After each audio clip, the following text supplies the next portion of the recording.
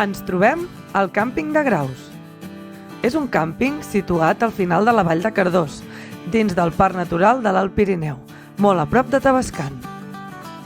Un càmping molt tranquil d'alta muntanya, d'immillorable situació, envoltat de muntanyes, rius i prats, fantàstic per iniciar moltes sortides pel Parc Natural i genial perquè els nens investiguin, juguin i s'ho passin d'allò més bé envoltats de natura.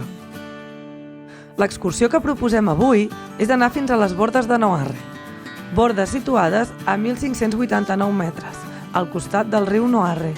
L'excursió surt des del mateix càmping de Graus i va travessant boscos de pi negre, avets i bedolls, guanyant alçada progressivament. Des del camí podem observar l'embassament de Graus i les bordes de Cuanca, que són el punt de sortida per accedir als ports de Tavascan, excursió meravellosa i amb molta història.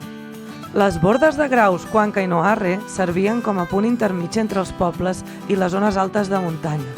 Tenien la funció de refugi del bestiar, d'emmagatzematge del farratge. Els ramaders també les utilitzaren com a refugi de protecció durant llargs períodes de temps. A mig camí podem observar el Tuc de la Cima, el Mirador del Corviu i d'altres cims emblemàtics com el Ventolau o el cim de Mariola.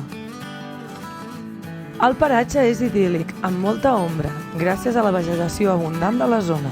El color verd de les fulles ens impregna durant tot el recorregut.